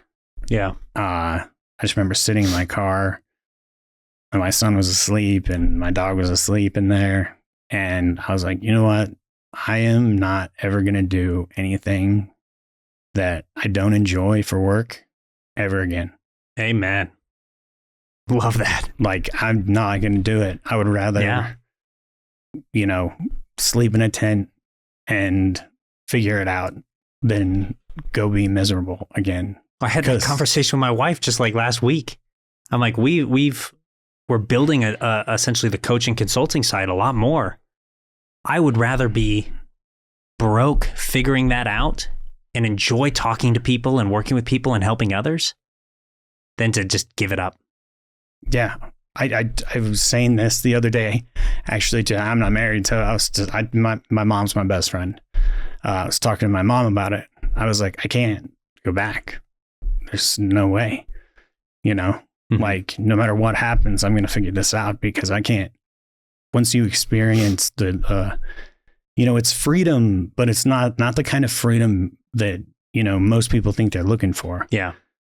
You know, a lot of people are looking for freedom as in time to go do whatever you want. You know, like, oh, I want to just be able to go sit on the beach every day if I want to, or do that.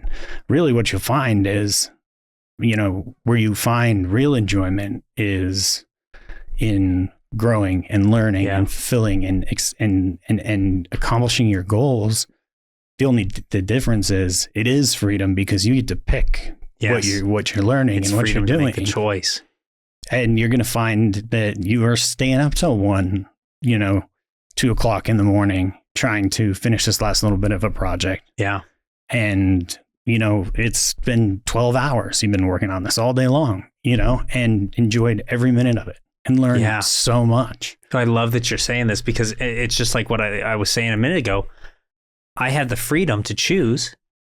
Am I going to work on this, you know, AI and marketing and ads until 11:30 p.m. or am I going to go play video games? I get to make that choice. Yeah. And I get to love the outcome in the process.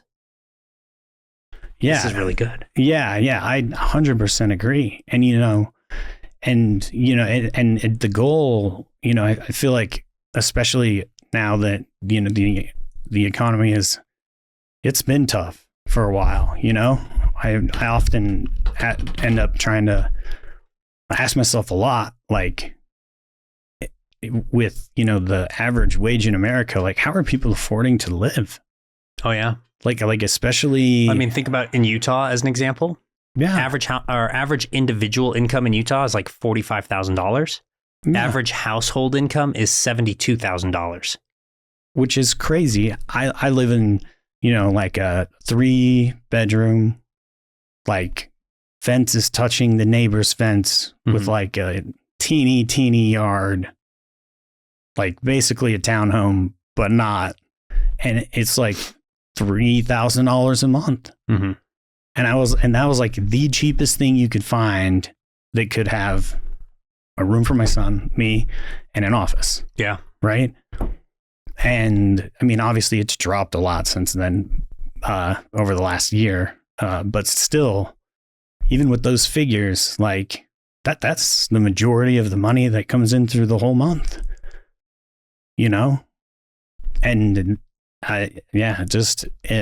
you start adding up like what all these things cost, and you end up feeling really blessed for the decisions that you made and a lot of the hardships, because I don't know anybody who, I know Joe Rogan says it all the time, but I've never met anybody who did anything super awesome that didn't go through some really hard stuff. Oh yeah. 100%. And so, and then and I feel like that's also another thing that, is a pretty common misconception about people end up making a decent amount of money, is it's not like it's being hoarded. A lot of it is, like almost everyone I meet, including yourself, give away a substantial amount of money. Well, it can't be hoarded. I think back to this episode of DuckTales from when I was a kid. And Scrooge McDuck is teaching Huey, Dewey, and Louie how the economy works. Yeah. And he talks about, money has to circulate, has to flow. It's the lifeblood of the world. But if you grab onto it and you hold it really tight and you don't let it go and you choke it, it can't do anything. It dies. You have to be willing to spend money, to give money, to invest, to donate. Like, otherwise things fall apart. Yeah. It has to be able to, right? Because if someone's holding it all, there's nothing circulating.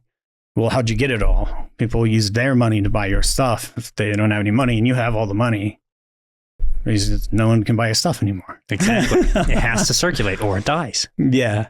Just like the body. Yeah. It's a really interesting concept. I think most people, like you mentioned, you've highlighted something that is really important, is you're living in abundance and not a scarcity mindset. I recognize that I might spend a lot of money on something, and that money to some people might be gone. But I operate in this mindset where if I'm spending money on something, I'm spending money on something because it's going to bring money back. It's not actually lost. Yeah. There's a concept that I learned, 6 years ago now from Pejman Ghadimi. I Create Millionaires on Instagram. He teaches the Exotic Car Hacks course and the Watch Trading Academy. But it's this concept of wealth transfer. In short, like, for example, I'm wearing an AP. Flex up. I noticed. That's the nice. My AP Volcano, I got it because it's orange. It matches my Huracan. So it goes with a car, right? But some people look at that and they're like, okay, Parker, you spent 20 grand on a watch. That 20 grand is gone. That 20 grand's not gone. Yeah. That 20 grand is on my wrist. Now, the beauty of it is if I want to get money out of it, I sell the watch and I get my money back. But probably the watch also appreciates in value. Yes. Based on the scarcity and the demand for the piece. Yes. Additionally, the brand value can increase. The components can increase, right? If you have a watch that's made of gold, for example, as the price of gold goes up, the price of the watch goes up. So you have all of these factors that allow money to increase in value as well as the money's not lost, it's being stored in the item. So then when I sell the item, I get the money back out, I can reinvest it into something else. So wealthy people actually, they go through this process with everything. Their cars, their homes, they just use the physical, tangible things as a savings account. Yeah. Because it's, you know, and especially nowadays, it is not easy to get money out of a bank. Oh, yeah. Which is initially why I saw so much value in cryptocurrency, which I do a lot of as well. Just, you know, it's almost at this point more of a safe haven than any national currency is. Yeah. To be honest. Oh, yeah. I'm big in Bitcoin. I'm big in Ethereum. I'm in all the bigger players, you know, Solana and all that. I'm definitely more of like a Bitcoin maximalist. Okay. I just mostly hold it all in Bitcoin. You know, I like to think of it as digital gold. Yeah. Oh yeah. It was the first. Robert Kiyosaki teaches the same thing. Bitcoin is digital gold. Yeah. Yeah. And you know, it'll always have value because of what it was and what it stood for and the impact it's going to have in the financial future. You know, the system has to change at some point, and it might not even look very much different, but the technology behind it is going to change. Absolutely. Right. So if you're holding, you know, $200,000 in a car and someone can just buy that from you, you can have that $200,000 in the same day. But go try and walk into the bank and be like, I need 200 grand. And be like, well, you needed to call 3 weeks ago. Yeah. Well, we have to get the money in. Yeah. Well, yeah. We can give you 15 grand, you know? Yeah. And yeah. And plus you get to enjoy these things that are making you money. I love watches too. Watches are awesome. Just certain, you know,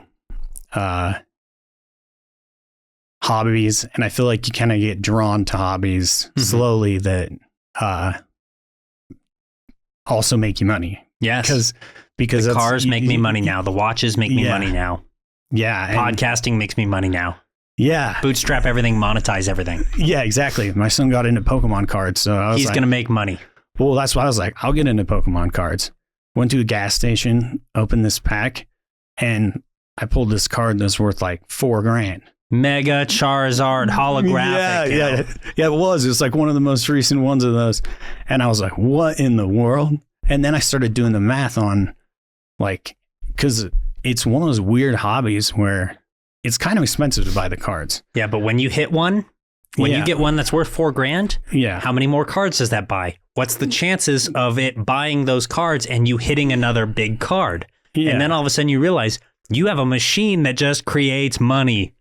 Yeah, exactly. And, you know, and certain things just appreciate over time, right? Yeah. You don't know if anything with collectible value. The newer ones are, you know, they end up being worth a lot, and then you run the risk they drop off. Maybe they keep going up. Yeah. But, you know, you take that, you sell it, you reinvest it in one of the 1995 cards that's never going to do anything but go up. Oh, yeah. So I dug out, my son's really into Pokemon right now. I dug out my cards from 1999, 2000, 2001 timeframe. Oh, man. There were a bunch in there that none of them are rated, right? So I'd have to send them in, get them graded, all that stuff. But there were a bunch in there that have a face value for several $100s to a few $1,000s. Like I've got a Chansey card that was worth like $3,500. Ungraded. Like, no. It needs to get graded to be worth the value. So I'm like, okay, I need to send the card in. Yeah. Because like they've been in protected sleeves in my bind. You know, everyone used to have the 3-ring binder with the. So I'm like, I've got thousands of dollars of Pokemon cards from when I was a kid. Yeah.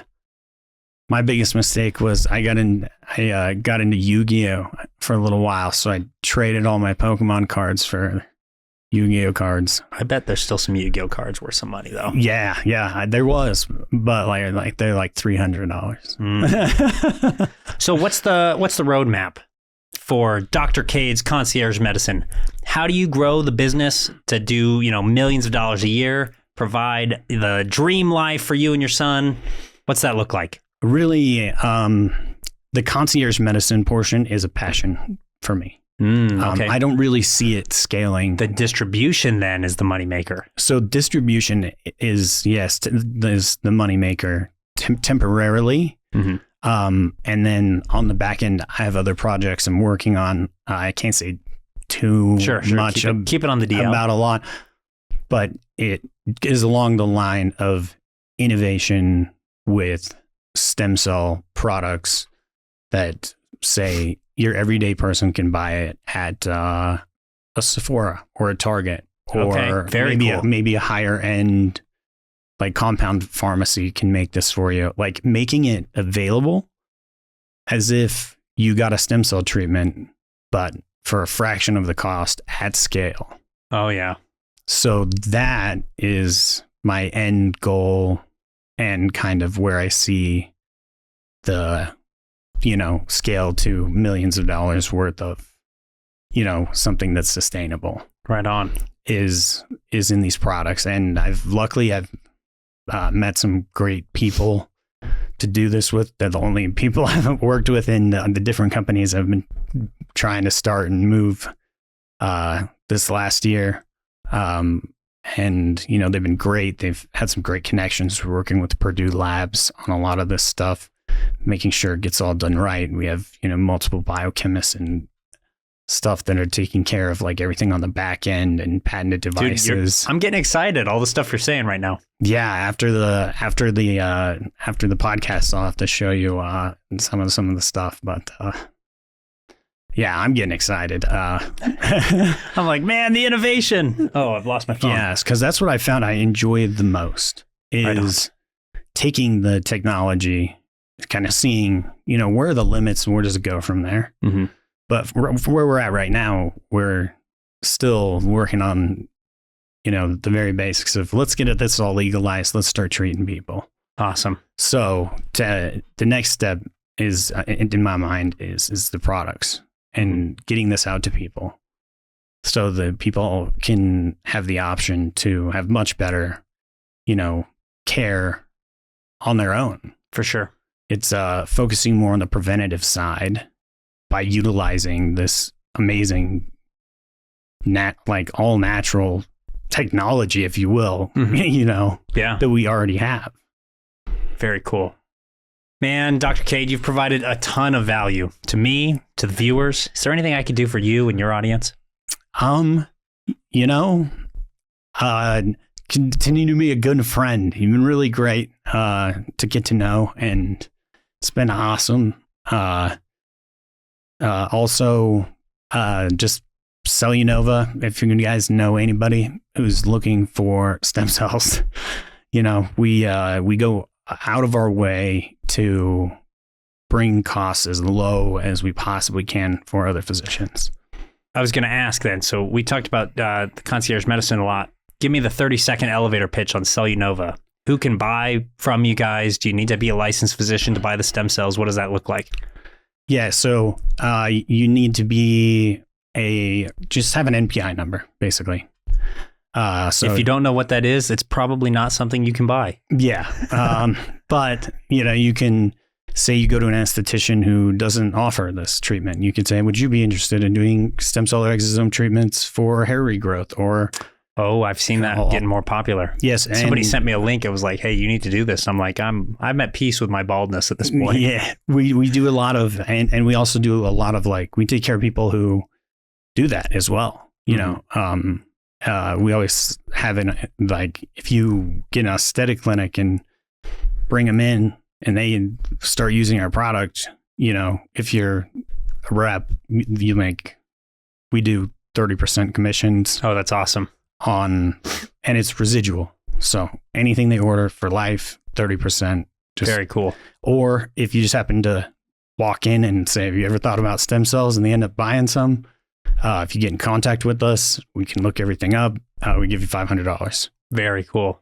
Dr. Kade, where can viewers find you if they want to follow you, they want to reach out, they're looking for some concierge medicine and or they have an NPI number and they want to buy stem cells? Yeah. So cellunova.bio is the website. And Life of Dr. KH is my Instagram. Right on, man. Thanks so much for coming on the show. Okay, stand up, shake your hand. Yes, 100%. My man. Yeah. Thank you.